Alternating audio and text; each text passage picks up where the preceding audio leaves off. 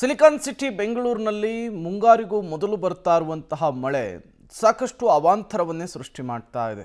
ಅದರಲ್ಲೂ ಕೂಡ ಧಾರಾಕಾರ ಮಳೆಗೆ ದೊಡ್ಡ ಸಮಸ್ಯೆಗಳೇ ಸೃಷ್ಟಿಯಾಗ್ತಾ ಇದೆ.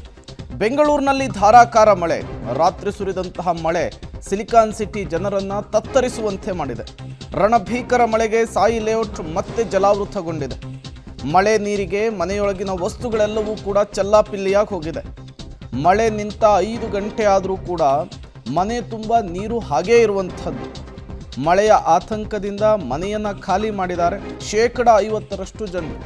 ಬರೀ ಒಂದೇ ಒಂದು ದಿನದ ಮಳೆ ಬೆಂಗಳೂರಿನಲ್ಲಿ ಸೃಷ್ಟಿಸಿರುವಂತಹ ನರಕ ಇದು.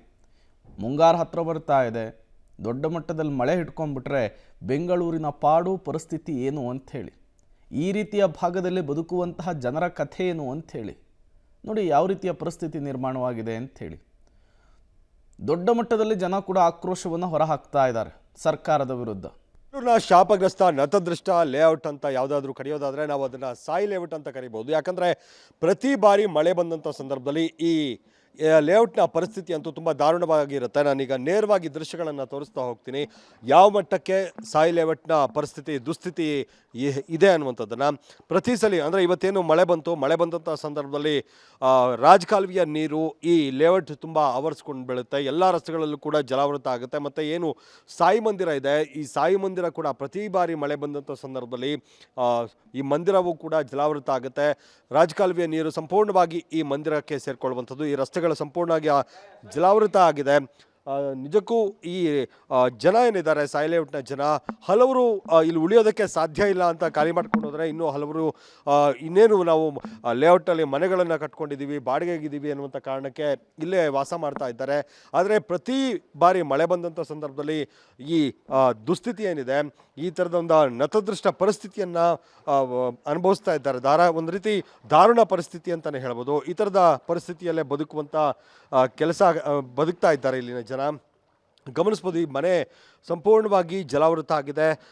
ನೀರಿನ ಟ್ಯಾಂಕರ್ನ ಅಂದರೆ ಅದನ್ನು ಎಷ್ಟೇ ಎತ್ತರ ಮಾಡ್ಕೊಂಡಿದ್ರು ಕೂಡ ಅದರಲ್ಲೂ ಕೂಡ ಕೊಳಚೆ ನೀರು, ರಾಜಕಾಲುವೆಯ ನೀರು ಹೋಗಿರುವಂಥದ್ದು. ಪ್ರತಿ ಬಾರಿ ಮಳೆ ಬಂದಂಥ ಸಂದರ್ಭದಲ್ಲಿ ಕೂಡ ಆ ಟ್ಯಾಂಕರ್ ನೀರನ್ನು ಖಾಲಿ ಮಾಡಬೇಕು, ಮತ್ತು ಹೊಸ ನೀರನ್ನು ಹಾಕಿಸಿ ಅದನ್ನು ಕ್ಲೀನ್ ಮಾಡಿ ಬಳಸುವಂಥ ದುಸ್ಥಿತಿ. ಯಾರು ಕೂಡ ಗ್ರೌಂಡ್ ಫ್ಲೋರ್ಗಳಲ್ಲಿ ವಾಸ ಮಾಡೋದಕ್ಕೆ ಸಾಧ್ಯ ಆಗಲ್ಲ. ಆ ಮಟ್ಟಕ್ಕೆ ಪರಿಸ್ಥಿತಿ ಈಗ ನಿರ್ಮಾಣ ಆಗಿರುವಂಥದ್ದು. ಈಗ ನನ್ನ ಜೊತೆಗೆ ಸಾಯಿ ಲೇಔಟ್ನ ನಿವಾಸಿಗಳು ಇದ್ದಾರೆ. ಅವರ ಮನೆ ಕೂಡ ಜಲಾವೃತ ಆಗಿದೆ. ಅವರನ್ನು ಮಾತನಾಡಿಸ್ತಾ ಹೋಗ್ತೀನಿ. ಸರ್, ಮಳೆ ಬಂದಂಥ ಸಂದರ್ಭದಲ್ಲಿ ಈ ಥರದ ಪರಿಸ್ಥಿತಿ, ಜಾಗರಣೆ ಮಾಡೋ ಥರದ ಪರಿಸ್ಥಿತಿ ಶುರುವಾಗಿದೆ, ಏನು ಹೇಳ್ತೀರಿ? ಚಿಕ್ಕ ಮಕ್ಕಳದು ರೋಗ ಆಗೋದು, ಈ ಥರ ಪ್ರಾಬ್ಲಮ್ ಆಗ್ತೈತೆ. ಏನು ಕೆಲಸ ಆಗಲ್ಲ ಇಲ್ಲಿ, ಅಷ್ಟೇ ಹೇಳ್ತಾ ಇದ್ದೀನಿ. ರಂಗನಾಥ್ ಸರ್ಗೆ ಹೇಳಬೇಕು, ನೀವು ದಯವಿಟ್ಟು ಗೌರ್ಮೆಂಟ್ಗೆ ಹೇಳಿ ಮಾಡೋ ಕೆಲಸ ಬೇಗ ಮಾಡಿಸ್ಕೊಡ್ರಿ ಅಂತ ಅಷ್ಟೇ.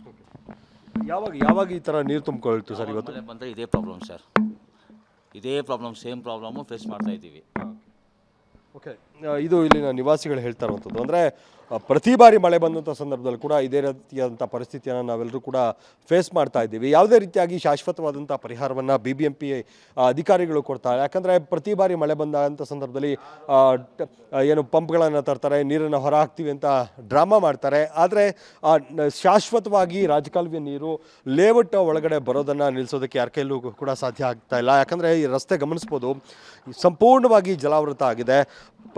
ಮನೆ ಕೆಲಸಗಳಿಗೆ ಹೋಗುವಂಥವರು ಪರದಾಡುವಂಥ ಪರಿಸ್ಥಿತಿ. ಇದು ನೀರು ಖಾಲಿಯಾಗುವಂಥ ಯಾವುದೇ ಲಕ್ಷಣ ಕೂಡ ಕಾಣಿಸ್ತಾ ಇಲ್ಲ. ಮಳೆ ನಿಂತಿದೆ, ಮಳೆ ನಿಂತರೂ ಕೂಡ ಈ ಸಾಯಿ ಲೇಔಟ್ನ ಪರಿಸ್ಥಿತಿ ಏನಿದೆ, ದುಸ್ಥಿತಿ ಏನಿದೆ, ಇದು ಮುಗಿತಾ ಇಲ್ಲ.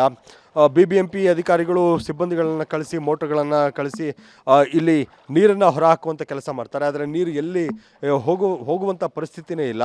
ಮತ್ತೆ ಇಲ್ಲೇ ಈ ರಾಜಕಾಲುವೆ ನೀರು ಶೇಖರಣೆ ಆಗ್ತಾ ಇರುವಂಥದ್ದು. ಇದರಿಂದಾಗಿ ಜನ ನಿಜಕ್ಕೂ ಕೂಡ ಪರದಾಡುವಂಥ ಪರಿಸ್ಥಿತಿ. ಹಲವರು ಗಮನಿಸ್ಬೋದು, ಈ ಮನೆ ಖಾಲಿಯೇ ಬಿಟ್ಟು ಹೋಗಿದ್ದಾರೆ. ಅಂದರೆ ಯಾರು ಕೂಡ ವಾಸ ಮಾಡೋದಕ್ಕೆ ಸಾಧ್ಯ ಆಗೋದಿಲ್ಲ ಈ ಗ್ರೌಂಡ್ ಫ್ಲೋರ್ನಲ್ಲಿ ಅಂತ ಈ ಮನೆಯಲ್ಲಿ ವಾಸವನ್ನೇ ಮಾಡ್ತಿಲ್ಲ. ಈ ಥರದ ಮನೆಗಳು, ಹಲವು ಮನೆಗಳು ಈ ಸಾಯಿ ಲೇಔಟ್ನಲ್ಲಿ ಕಂಡು ಬರ್ತವೆ. ಯಾಕಂದರೆ ಅಷ್ಟರ ಮಟ್ಟಿಗೆ ರೋಸಿ ಹೋಗಿದ್ದಾರೆ ಜನ. ತುಂಬಾ ಒಂದು ರೀತಿ ಸಂಕಷ್ಟವನ್ನು ಎದುರಿಸಿ ಪ್ರತಿ ಬಾರಿ ಮಳೆ ಬಂದಾಗಂಥ ಸಂದರ್ಭದಲ್ಲಿ ಮನೆಯಲ್ಲಿದ್ದಂಥ ವಸ್ತುಗಳೆಲ್ಲವೂ ಕೂಡ ಹಾಳಾಗ್ತಾ ಇರ್ತವೆ. ಅವುಗಳನ್ನು ಮತ್ತೆ ಹೊಸದಾಗಿ ತರಬೇಕು, ರೆಡಿ ಮಾಡಿಸ್ಬೇಕು, ಇವೆಲ್ಲವೂ ಕೂಡ ಆಗೋದಿಲ್ಲ ಅನ್ನೋ ಕಾರಣಕ್ಕೆ ಮನೆಗಳನ್ನೇ ಇಲ್ಲಿಂದ ಶಿಫ್ಟ್ ಮಾಡುವಂಥದ್ದು. ಇಲ್ಲಿ ಏನು ಮನೆ ಕಟ್ಟಿಸಿರ್ತಾರೆ, ಕನಸಿನ ಮನೆಗಳನ್ನು ಕಟ್ಕೊಂಡಿರ್ತಾರೆ, ಅವೆಲ್ಲವನ್ನು ಕೂಡ ಬಿಟ್ಟು ಸಾಯಿ ಲೇಔಟ್ನ ಜನ ಹೋಗಿದ್ದಾರೆ. ಆದರೆ ಇನ್ನೂ ಕೂಡ ಹಲವರು ಈ ದುಸ್ಥಿತಿಯಲ್ಲೇ ಬದುಕುವಂಥ ದಾರುಣ ಪರಿಸ್ಥಿತಿ ನಿರ್ಮಾಣ ಆಗಿದೆ. ಕ್ಯಾಮ್ರಾ ಪರ್ಸನ್ ಸುಹಾಸ್ ಜೊತೆಗೆ ಮಾದೇಶ್ ಆನೇಕಲ್, ಪಬ್ಲಿಕ್ ಟಿವಿ, ಬೆಂಗಳೂರು.